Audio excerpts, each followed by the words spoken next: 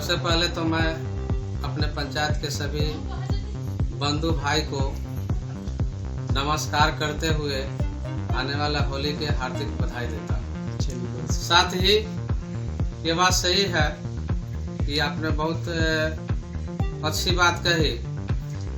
एक नए सिरे से पर के जनता हमारे भाई बंधु का आशीर्वाद है, उन्होंने मुझे चुना और हम लोगों को फर्स्ट में थोड़ा सा सीखने में समझने में भी समय लगा और साथ ही मुद्दा रहा तो आवास योजना भी हमारे पंचायत में गवर्नमेंट जहां तक दी वहां तक वो देने का काम किए।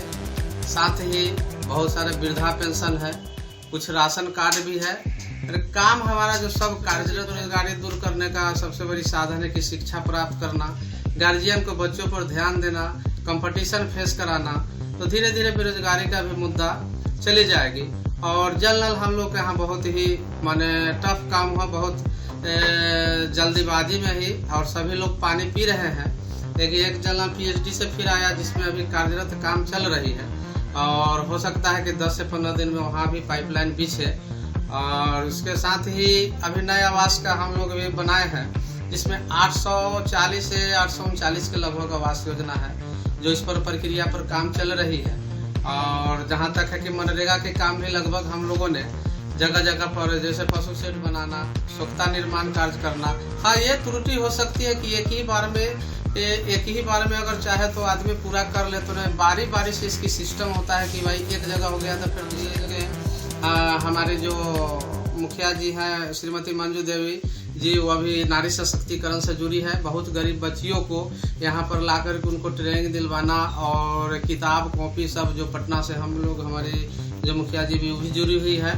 और समय समय पर बहुत सारी 30-40 बच्ची को यहाँ पर शिक्षा का भी ये होता है। और समय ऐसा मिला, अगर कभी मीटिंग हुई तो मैं आप लोगों को भी आमंत्रित करूंगा कि आकर के पूरे बिहार में, दिल्ली तक, ये मैंने यहाँ से सभी पंचायत में था, लेकिन हम लोगों को इस पर शिक्षा पर जोर शोर से ही काम कर रहा हूँ और सभी लोगों का सहयोग भी मिल रहा है। ये देखने की चीज़ है और सरकार का सिस्टम पहले वाली बात नहीं है कि कहीं पे है कि पोखरा खान दिए, कागज पर पोखरा भर दिए। अगर आप लोग भी आए हैं, अगर देखना चाहेंगे तो आपके बगल में सबूत के तौर पर है कि मनरेगा से यहाँ भी पोखरा और सामने भी पोखरा खना गया है। और सिस्टम में अब कोई मुखिया प्रतिनिधि हो वो सरकार का सिस्टम पहचाने, कि उनका कहना जायज़ है, क्योंकि हो सकता है कि हमको मिलने में त्रुटि हो गई हो या बात करने में त्रुटि हो गई हो, लेकिन कुछ ऐसे जगह है कि हो सकता है वहाँ विकास नहीं पहुँचा है, सच्चाई से मुँह नहीं मोड़ना चाहिए। लेकिन एक ही बार में अगर संभव नहीं है कि एक बार में बिछा दिया जाए, अगर समय मिलता है तो इसको बारी बारी से दिया। अच्छा, यहाँ पे पंचायत सरकार भवन नहीं है तो उसके लिए आपके पास कुछ योजना है कि यहाँ पंचायत सरकार भवन बने?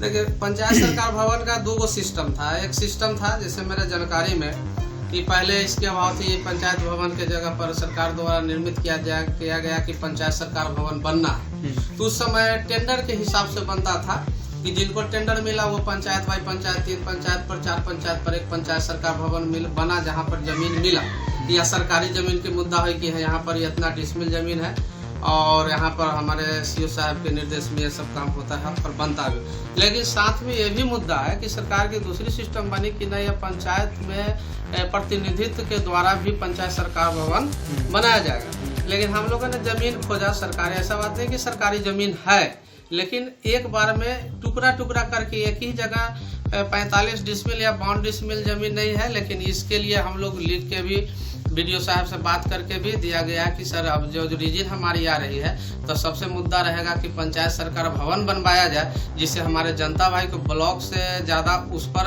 अमल करे, क्योंकि उनको ब्लॉक दौड़ना नहीं पड़े, उनको सारा सुविधा पंचायत सरकार